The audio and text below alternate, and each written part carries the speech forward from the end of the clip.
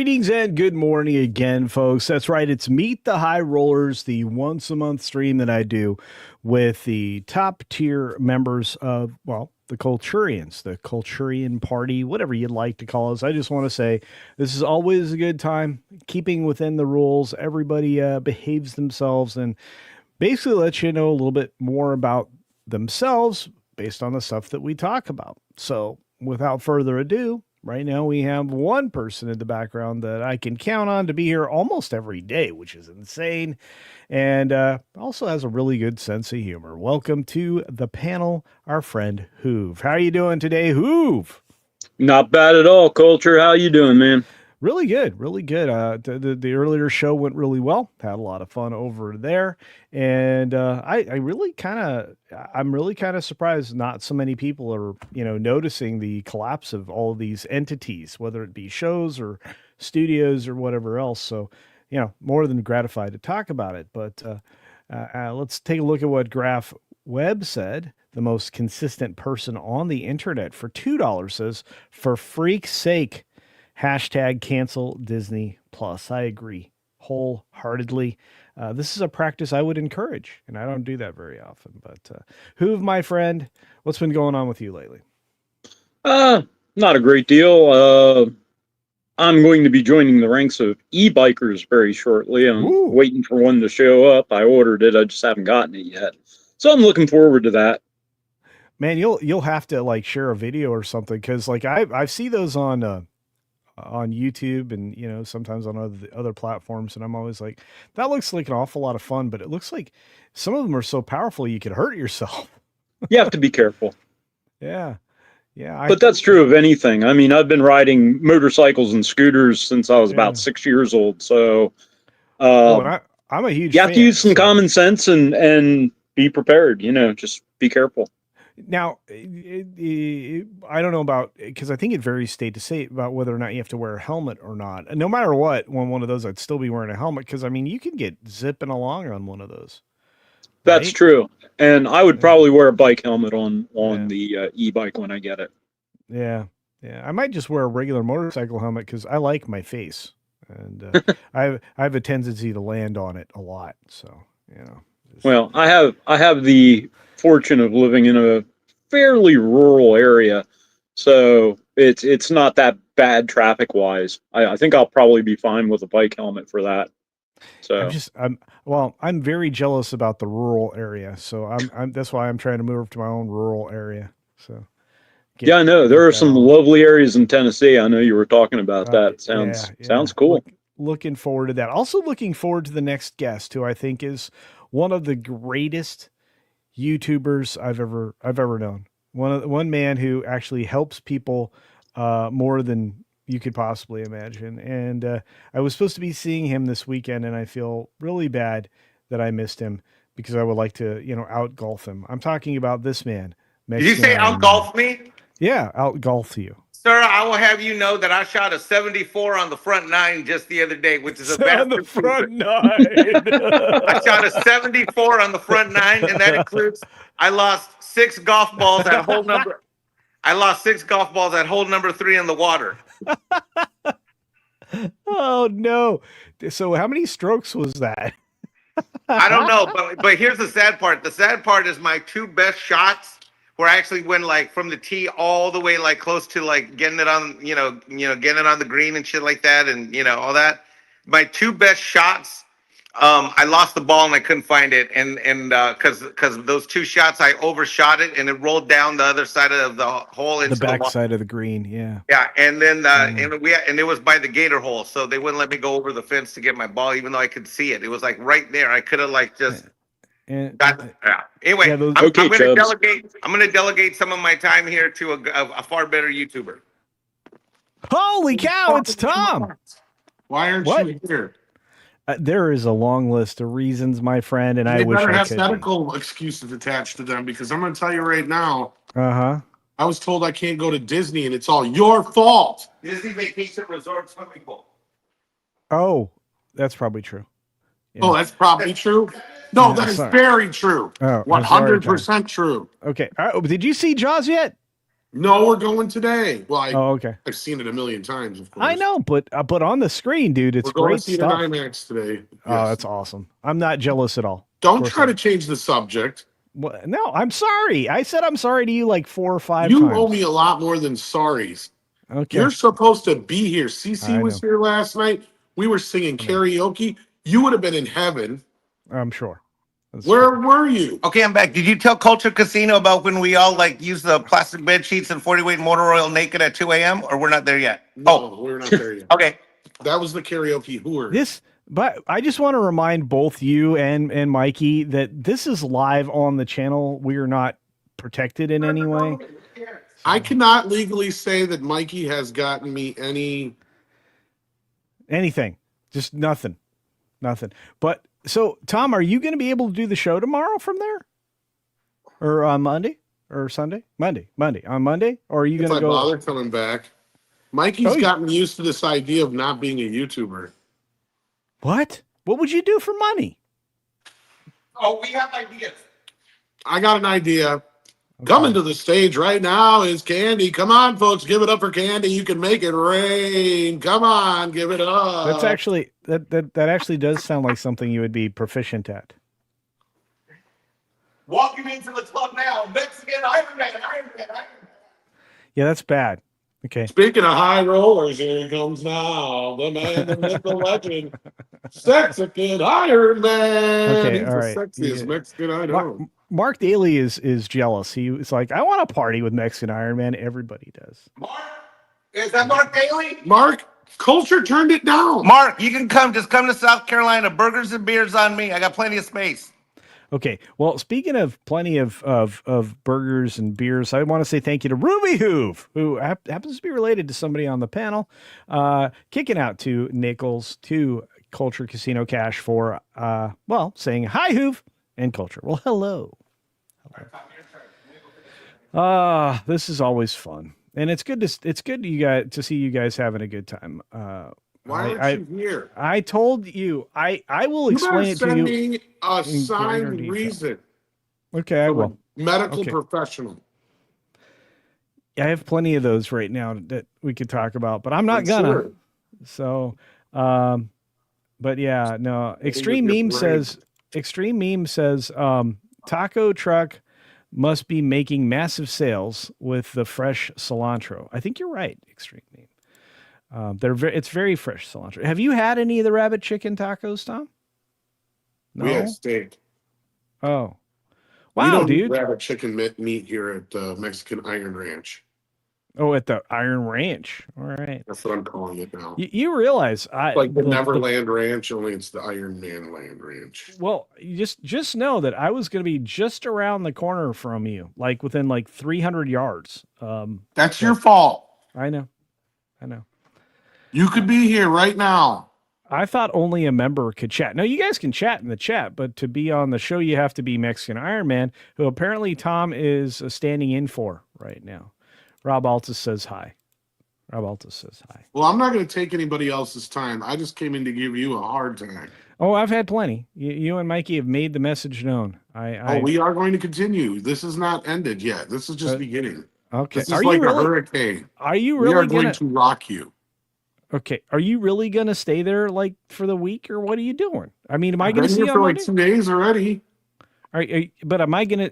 Are you gonna be doing the show from there on Monday? I doubt I'll be there Monday. Oh, okay. I'll think about Wednesday. All right, fair enough. For those of you who don't know, I get to participate in a show on Midnight's Edge channel with Tom called Midnight's Edge in the Morning. It's excellent Monday and Wednesday and Friday. And Mondays, we talk about box office, which I love to do. Yes, we do. Aren't there supposed to be other people there? I know CC Karaoke was there, but... He left this morning. Okay. Yeah, you're missing all the fun. Now we're going to go shooting and we're going to go see Jaws. Okay. Well, that's awesome. I hope you enjoy a little planking. And do you know how to fire a gun? Yeah, you pull the trigger. No, you squeeze the trigger.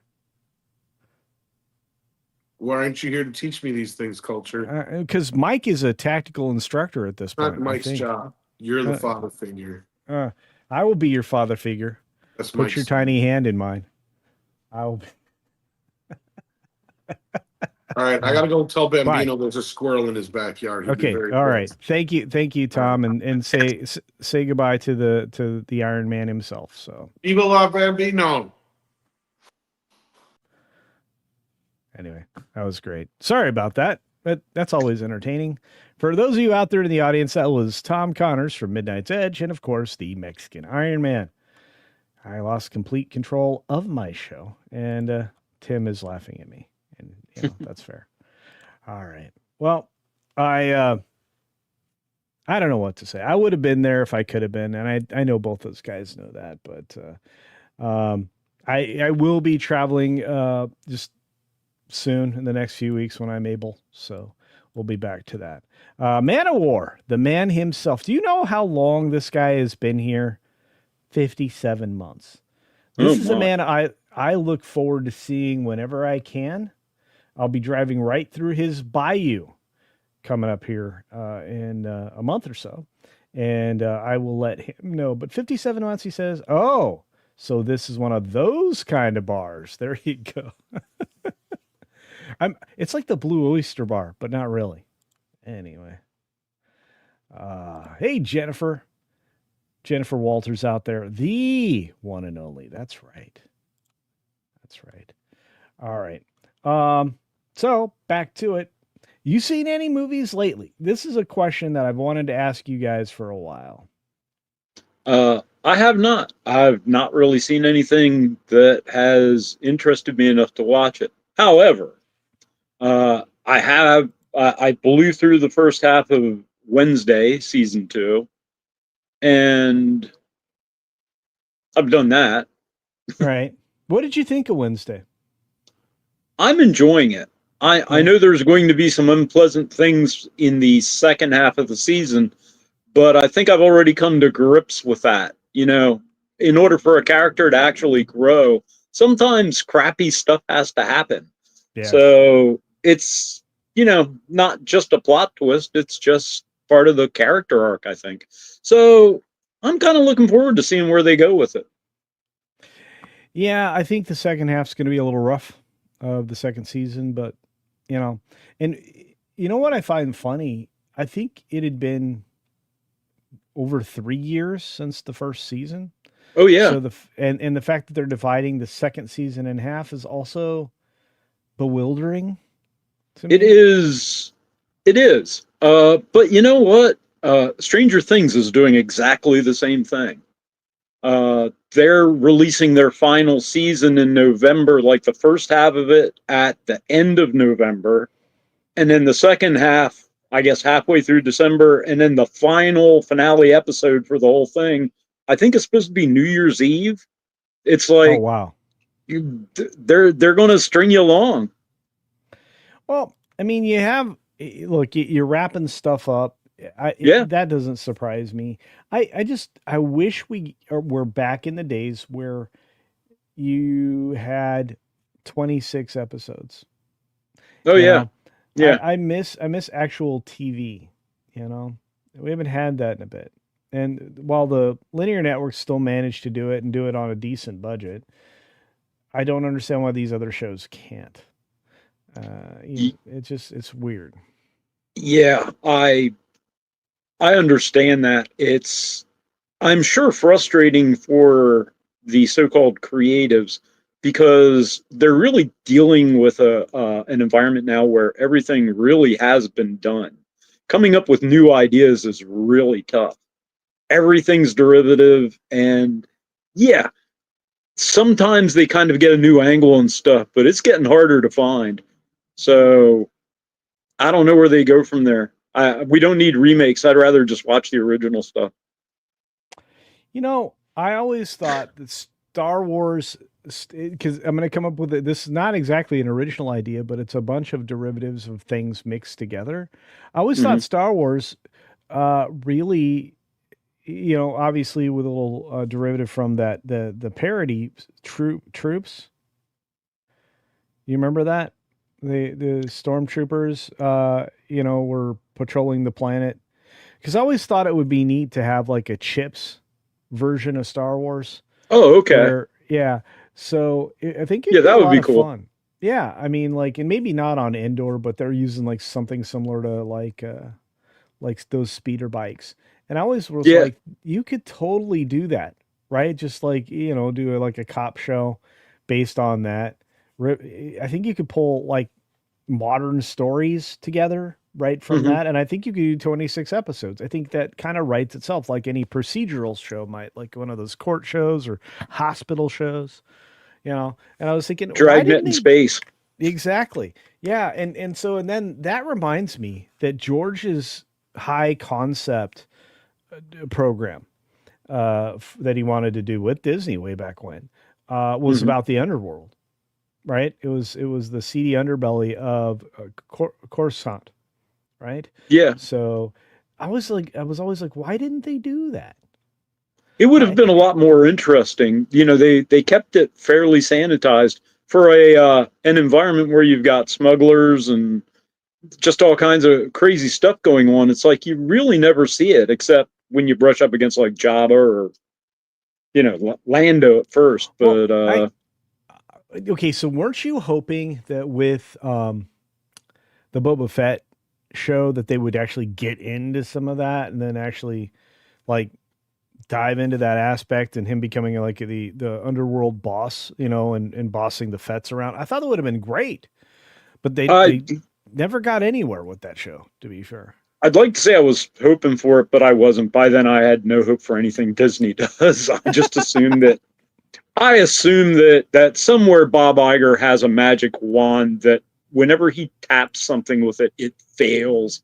It turns to the kind of bat guano that nobody wants anywhere near them, and they just stay away.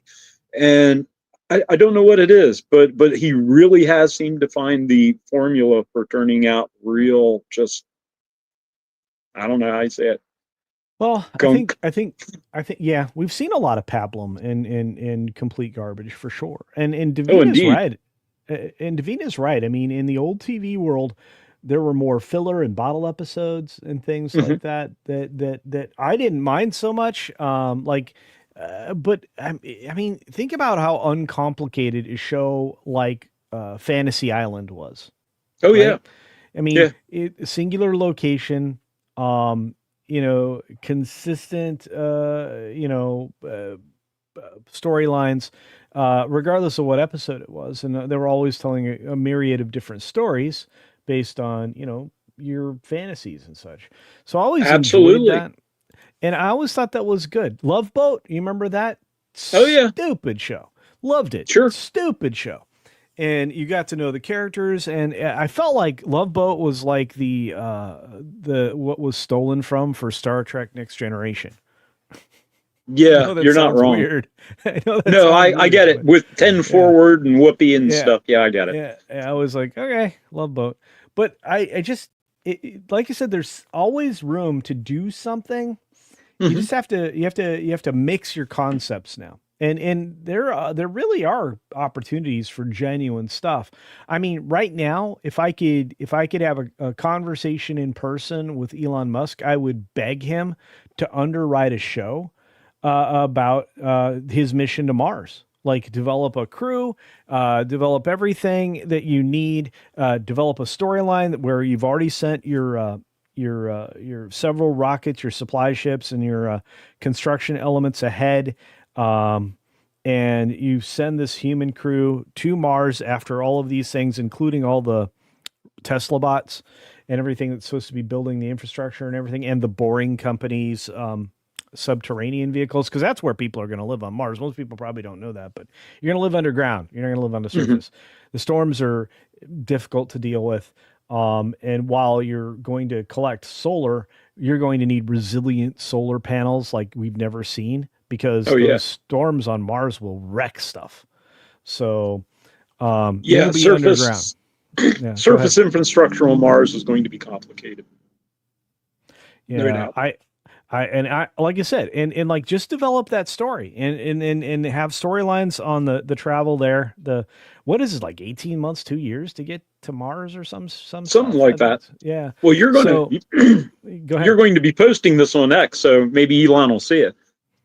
Yeah, no, indeed. And to be fair, I think that tell me if I'm wrong, guys. Wouldn't that be a fascinating show? It Oh yeah.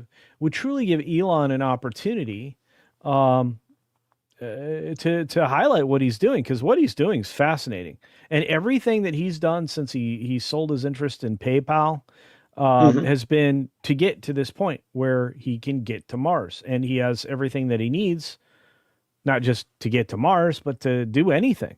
He's he's got a telecom system that in space will work forever and give you interplanetary communications. It Yeah. not blazing speeds, but not terrible. Yeah. So Not bad for what it is. and once we've sorted out quantum entanglement, can you imagine the ability to relay signals from like the third or fourth generation satellites that he puts together, where there's a device in another satellite that's floating around Mars um, that has, you know, quantum entanglement so that it can convey messages nearly immediately? I think there's a lot there, which is also why one of the reasons he wanted Twitter is to create his one app, and the fact that he can actually theoretically, and I think he already can do it now, get telecom services from his satellites on your phone, your iPhone, your Android, whatever. You can actually link up with that and ditch your telecom company. That'll be great. But anyway, I can go on and on about this stuff because to me it's fascinating. But yeah, Indeed. and Lucius Nature Triste says, if Sillywood respected the work of authors by staying true to what is written, there would be tons of stories from which to make films. Ego plays too much into what is being made, and I agree. Especially some of the creatives that they get who think that it's a suggestion. The story is a suggestion. No, the story is everything. Yeah, he's not wrong. Yeah. In fact, you talk about making a story out of stuff. That's basically what the storyline was for. I don't know if you saw the movie "See How They Run" with Sam Rockwell. Uh, it was about the English production of The Mousetrap, and there's a murder, and of course they go through and solve it and everything. But the big thing is there was a story written about it, and then Agatha Christie wrote a play in which she went way off the rails with it. And the guy that they wrote it about was Did, took it did, did, personally. did I Put it not that say, way. I did don't know how else to I, say it. yeah, no, did I not say quantum entanglement? You did say quantum entanglement. Yep. Okay, all right. Yeah, because not quantum leap, but yeah. No, no, definitely not quantum All leap. right. This was something else. So maybe I'm the one that went off the rails. ASCII says quantum entanglement? Mass Effect much? Of course. I love Mass Effect. One of the best games out there. I'm not entirely sure the physics works for quantum entanglement as communication. You don't think so? No, because the whole concept of quantum entanglement is the notion that uh, when when a quantum particle changes and actually stops being superpositioned, that the particle it's entangled with comes up as being the exact opposite at the same time. And the math works out. We have no way of checking it, but we assume it works. But there's no way of determining ahead of time or making it pick one position over another out of superposition. So I'm not sure. Like I said, I'm just not sure the physics work. It's a cool idea, but they're going to have to figure out a way of like making it do what they want it to do. And I'm not sure we have a clear notion of how to make that happen. Okay. Well, I'm hopeful. I'm ever hopeful. Oh yeah, absolutely. I mean, you consider, I think about when I was a kid watching stuff like Star Trek on TV, and now it's like with a cell phone, I've got everything in my pocket that they had. I can talk to it. It can give me answers. I can communicate with anybody on the face of the planet. It's actually pretty cool, but it's not the only thing. We've really come a long way. So This is a good question. See, this is why I love the audience out there. So, the particles that are in a state, You look at one and the other is known, but does it really change before you look at it? Huh. It's hard to tell. Huh. I know, I guess Heisenberg said that just the act of observing it causes a Changes it. change in what it actually in its actual state. So That's the same. Yeah, I guess that's falls along the line of the same, the observer actually changes the parameters Yep. and especially with animals and other things like that. So, um, yeah, you can change behavior. Maybe, I don't know. I'd like to assume that in that type of situation, it doesn't though. Anyway, it's just, yeah, can't make assumptions in science. That's a bad plan. You end up doing some silly things that might hurt a lot of people during a period of shutdown, like 15 days to do something or another that Yeah. lasts for a month or more. Yeah, yeah. A By month? the way, you Was can, that what it was? A month? I think it was I about don't know 2 years here in PA. for some people it's lasted a lot longer. Yeah. For people in Florida and a lot of the southern states, it didn't last nearly as long. So, but you can definitely see that film, 15 Days, that Robert made. That's over on Tubi. You can watch it for free right now. So I'll have there to you check go. that out. Yeah. I'm a big fan of Tubi.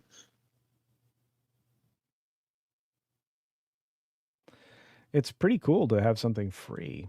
Mark Yeah. Daly says Heisenberg also developed the uncertainty principle. At least I think Oh, he yeah. did. I'm not No, sure. he did. Mark.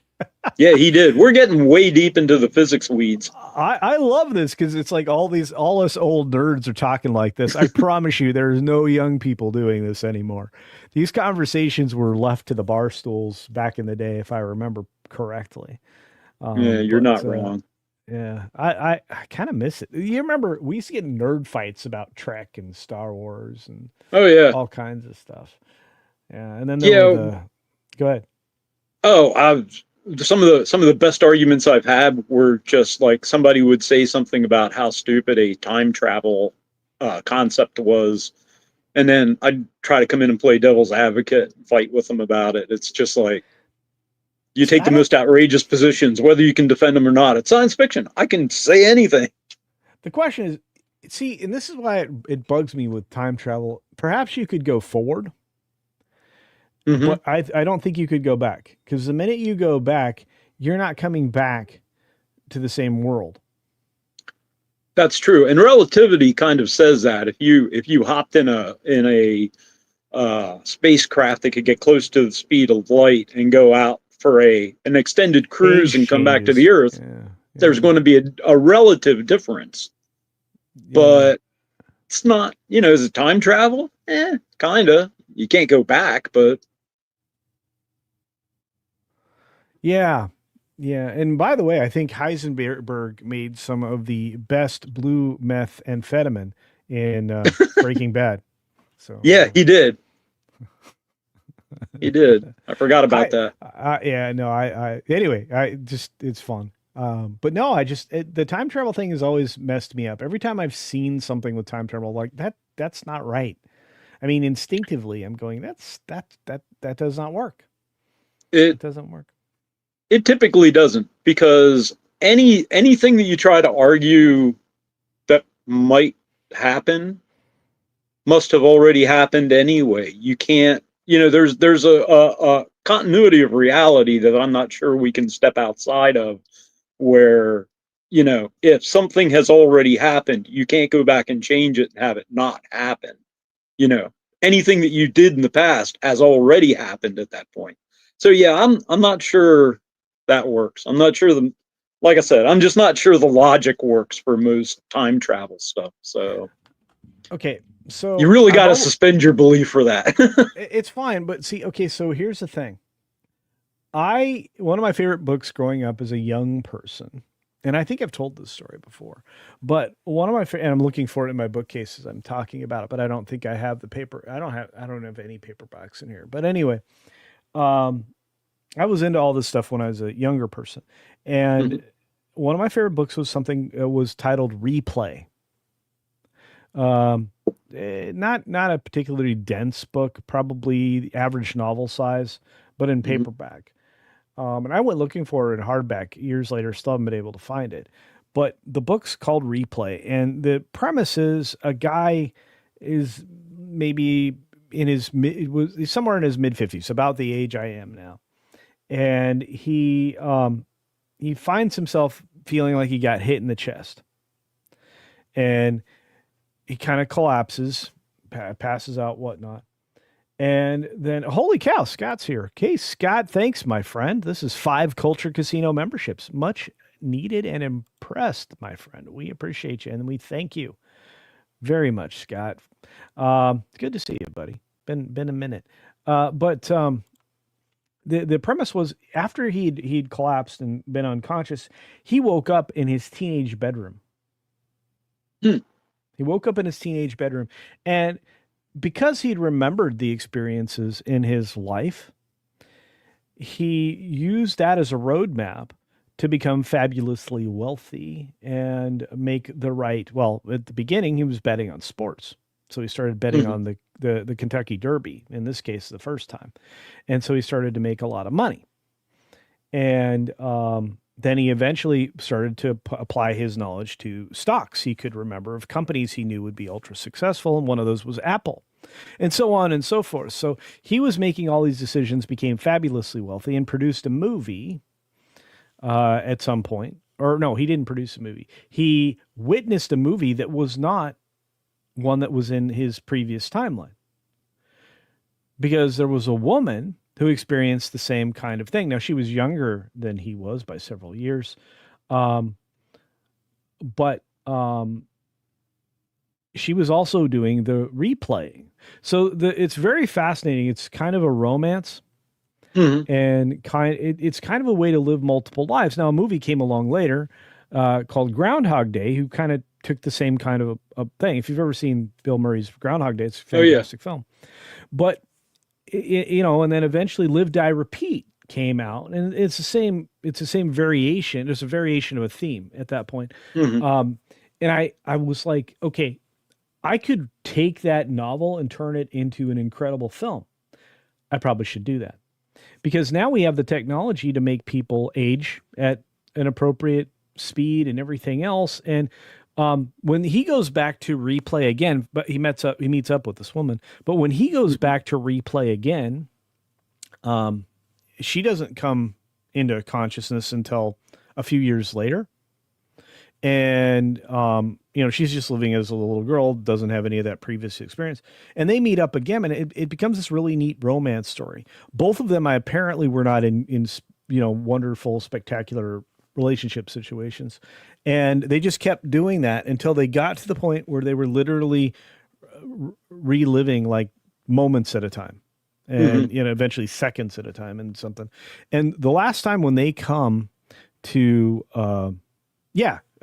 Sports Almanac, exactly. But that's from Back to the Future. But again, this book was before any of these things. Ken Grimwood, thank you. Divina Replay, 1988 World Fantasy Award. Yep, it was the best novel. If you're looking for the book, it's right there. Davina did the research. Thank you. It was just, it's great. So at the very end, they finally snap out of this secular thing, and they both leave lousy relationships that they were in their, 40s, 50s, whatnot. And they meet up again, and they live out their lives together and do incredible things. Without all that money and everything else. It was just really well done. And I'm like, that's a movie. Like, there are so many books, and mind you, I've got hundreds just in this room alone. I was supposed to have over 1,000 books in here, but I never finished the second part of the library. But the books I've read, I could pick out 20 that would make incredible films. We just don't do that anymore. So no, we don't. I miss that. Yeah, I miss good storytelling, and they could make good movies out of older books. They just need to check their ego at the door and tell the story. Yeah. They can't fix it. and that's what they like to do. They like to fix things. So Yeah, yeah, and this is true. Films are usually made from books and magazines, but the mhm, problem is they take the material, such as comic books, right? Because mhm, we've been through this terrible collapse of comics, and then sure. the comic book films followed suit because they used the material that caused comics to collapse in the first place, and so we Mhm, end up in the same position. This is the problem with Feige. He had 50 years of material and he ran to the end, and that was a bad plan. that's But true. some of the best stuff came from the magazine articles. Think of all the short stories, Oh the yeah. Asimov stories, and everything Oh, else. definitely. Yeah. And it's like, okay, we missing out. Like, there's generations of stories of original material out there that we should be resting on. And Davina's right. I mean, they still are. It's just the modern screenwriters are terrible. Yeah, they don't know what an adaptation is. They don't know that you don't have to cut out very much in a book, just enough to make it, make everything flow, not just for continuity's sake, but also for pacing. But in a book like that one by Grimwood, the pacing of that book is tremendous. I mean, it is. You could go through it in a night. I was booking through books when I was a kid. That's the one thing. Like, most kids were getting in trouble for, watching their black and white TV or whatever. I was reading. Like, I'll be Hmm. up in the middle of the night reading on a school night. I was, that's why I was getting yelled at. But, and then I found girls. That was a problem. Not so much reading after girls, but For anyway. me, it was AM. For me, it was AM radio, and then uh, girls, and then actually one of the girls got me into reading. So thanks to her. So Yeah, there you go. Yeah, I loved reading, so yeah, and that's why in school I often was listening to the teacher but doing something else, mhm. probably other classes homework and things like that, because I didn't need to pay attention much. And if I wasn't reading something that was fiction, I was reading something that was either scientific, or complete fantasy. And I would read in class. It's just I kind of miss having the time to do the reading I would still be doing. So it's because I hang out with all you guys. It's your fault. It's your fault I'm not reading. So anyway, Yeah, this is fun. I wish there were more people able to show up, but that was kind of yeah, it nice would have having been. Mikey show up. Yeah, Yeah, it was nice that Mikey and Tom showed up. yeah, So I was surprised Morgan King didn't show up. He's usually on these too. So yeah. And Davina says, talking to Cynthia, says that's why modern movies generally look pretty good. Other than rushed computer graphics, everyone else is a pro and doing their best to make the movie work, regardless of the script. And I think that's that. You know what, Davina, that could not be more true. I do believe a lot of wonderful professionals still work in the industry, and those oh yeah. professionals are the only reason that we have things that are halfway decent. Because it certainly isn't the screenwriters. No, well, a lot of the Anybody? movies look really good. I mean, the Yeah, production value, like the cinematography's there. They're turning out a top quality product. It's just not anything anybody wants to see. Uh, but a lot of it's pretty. They do a really good job with yeah, that. So yeah, and I think that's what saves the terrible Avatar films. Is they're yeah, the best looking films out there. they're visually striking, Yeah, and Georgia in Peach. 3D on a large format screen. Yeah, Yeah, yeah. I mean, that's it what makes drags you in. sense. Yeah, and look, I Sure. mean, it's also why the attraction at Disney World at the Animal Kingdom, Flight of Passage works, because it Oh is yeah. visually stunning and it combines an element of motion that gives you kind of a four-dimensional experience. Hmm. So, and that's why 4DX theaters are starting to be more and more interesting to people. So, but Georgia Peach says sci-fi fantasy escapism to Marxists, it's all about real life in movies from their twisted perspective. And I want to take you other places. I want to take you to other times. So there's that. We found Bush. Yeah, the nerds discovered girls, and that was it. Yeah, I love books, you guys. You have no idea. The books around this house, there's so many bookcases, it's dumb. But this whole wall, this thing is 14 feet wide and 14 feet tall, and it's filled with books. The cabinets that the bookcases sit upon, those are full of media as well. If not books, DVDs, Blu-rays, et cetera, et cetera. It's massive. And another one was going to be on this side that would have gone around the door. And then there would have been two bookcases to frame the windows. That's the giant picture window that's behind me. But that's what the plan was for this room. And then I discovered YouTube, and then all bets were off. So there's that. Anyway, Yeah. it's good to share these stories. This is fun, and it looks like we have a lot of people that are readers out there. So I love that. Mhm. Yeah. Yeah, Hey, well, what's going that's on? good. Oh, go ahead. No, I just said, yeah, that's good. Yeah, it's great. We have a very literate audience, and we also have Netflix Foreign here. How's it going? Good to see you. Oh man, we are rocking today. Read not until 35-ish. What? Oh, read a lot. Okay, until 35-ish. Went to college late, and I got through with 6.5 years at college. Yay! That's like a doctorate. Pretty much. Either that or a lot of night school to get a degree. Like I said, nothing wrong with that. Sander, I did 5 years online. Did you? You did Yeah, 5 years online? got Oh. my bachelor's of science in business administration. Yep, 5 years. Oh man. Yeah. I school was fine. And again, I always felt like I'm being held back not by the material itself, but by the pace at which it was presented. Hmm. Always frustrated me. But Sander is trying to get me to do this 50K body wax, and that is not a thing. It's not a thing. No matter what our friend Roland says, it's not a thing. In fact, Lester's been packing up more books for my collection. Yeah. Hey, I can recommend a lot of good ones. Look at Disney World. They're removing fantasy from it. Yes, they are. Yes, they are. They built out this whole new area prior to going woke called New Fantasyland. Now, while they did remove a lot of things because of MBA thinking, the spreadsheet people, they also put new elements in there to rely on some of the IPs.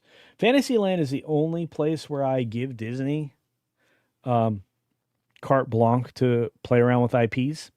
Hmm.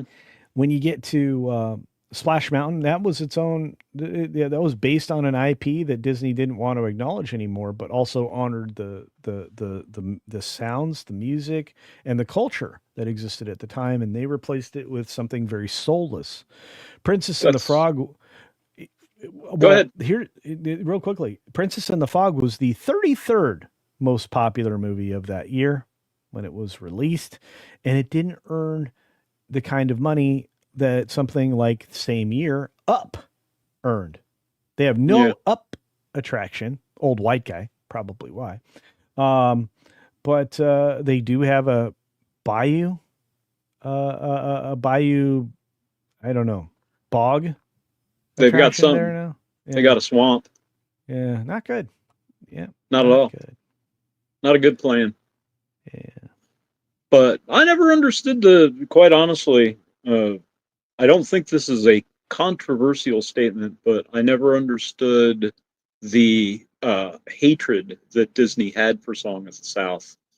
I do understand that it shows a picture of the antebellum South that is somewhat antiquated and not. But it's a product of its time. And quite honestly, Uncle Remus was the smartest guy in the entire movie. And that was the whole point. I mean, yeah, quite honestly, the white folks in that movie were dumber than a sack of hammers. If it weren't for Uncle Remus, that kid would have been dead. Well, and look, they're covering the same stories that my friends, heard when they were kids. If you talk to Lorena Creole about it, she'll tell you these are stories I heard in my youth. You know, from our older folks, and there's reasons that stuff persists. you know, and abandoning history is disgusting, It is. which is why what they've done in the Smithsonian in some areas is disgusting. You know, and it's not just the Smithsonian, other museums are compromising history in favor of people's feelings. Guess what? History doesn't care about anybody's feelings. And No, I'm telling you, reality in the real world, nobody cares about your feelings. Your family, not your at all. friends, maybe, but in the real world, I'm telling you, you go out in the business world, you try to tell the banker about your feelings, they're not going to give Yeah. you that business loan based No, on absolutely feelings. not. Yeah. Andy Masterson says, my dad died in 91. 7 months later, my mom died. So I took a semester off. I haven't been back yet. And you know what? You're no worse off for it, my friend. You know, you're a very productive member of our society. Look, I value education, but not Hmm. in replacement of all else. I think that we need people in trades. Trades right now are going to make you wealthy because AI is not going to do trades. Okay. I don't even think that you're going to have a lot of Elon robots out there, Optimus robots out there, Tesla bots. I don't think you're going to Hmm. have them doing very many trades. I think you're still No, going to have probably not. people knowing what they know. And this is the other problem. We talk about a lot about institutional memory, I think, and institutional knowledge. Well, guess what? AI is not going to have that. Tesla bots aren't going to have that. You know, they could build it over time, but no situation is exactly the same, but you can reference situations that you've dealt with in the past to produce a solution. Tradesmen do And that. Tradeswomen do that. Whatever term you want to use. Tradespeople, let's and do that. Yeah. yeah, and part of that is, when you think about it, they don't refer to it this way anymore. But once upon a time, they were called industrial arts for a reason. Yeah.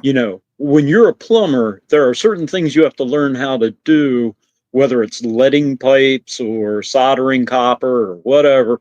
There are things that almost border on. I mean, it requires a certain amount of craftsmanship. Not everybody gets good at it. It's like a welder.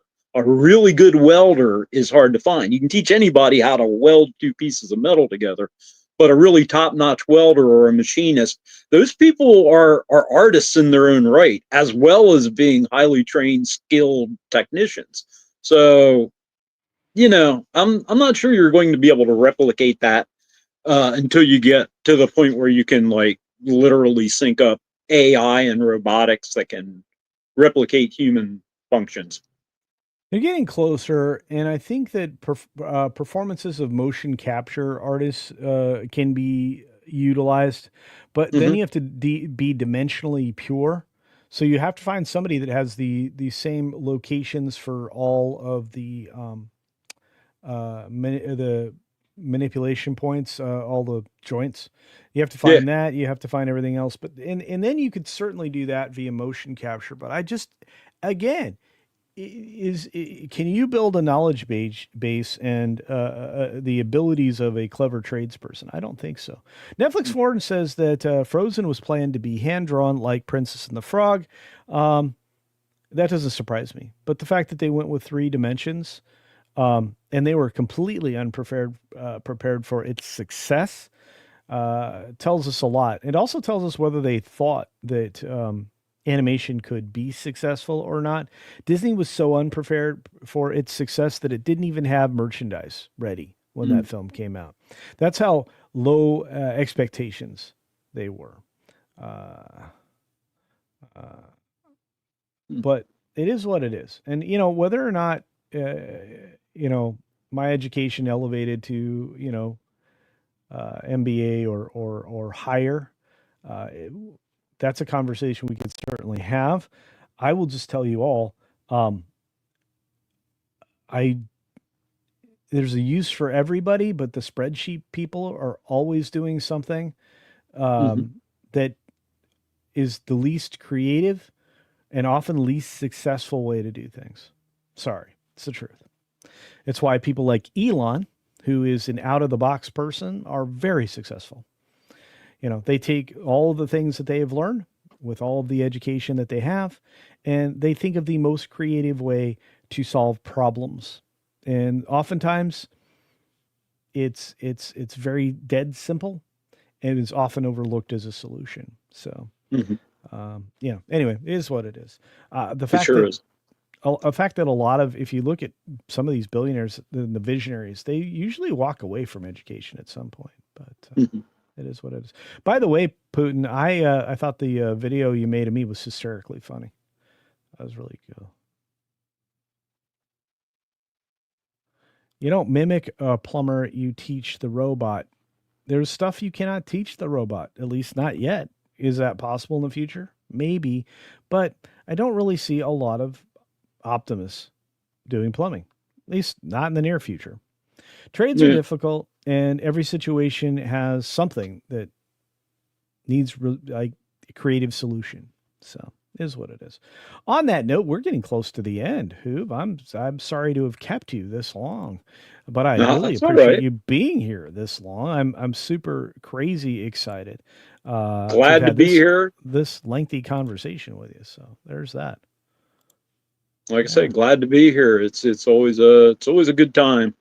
yeah, So, yeah. but We hey, yeah. Well, once I get the e-bike, I'll make sure to I want to see it. drop a note, Yeah. because there's a thing that the company I'm getting it from, they ask you to do like a 3 to 5 minute video and drop it on YouTube. So I'm probably going to be doing that. That would be Uh, amazing. just showing me in the bike and kind of maybe talking about it a little bit, but not like a real review or a channel, just a quick thing. So Hey, I can't wait to see it. And you know what else I can't wait for is to find Salty Nerd Podcast. Is any of the mods out there capable of finding and throwing that link up here? Because I can't find the guys right now. I don't know if they're doing a show today. Um, they're normally my Passover your not Passover your pass go-to on through. Saturdays. Yeah. Yeah, and I'm usually one of the people in the audience. So when I don't see them, I'm like always worried. Salty Nerd Podcast. I'm looking them up right now, and I want Matt and the guys to be doing their show. Um, nope, just 6 days ago, 13 days ago. I I think don't we all see worry them. about that when somebody doesn't show up. Yeah, I'm Yeah. freaking out, man.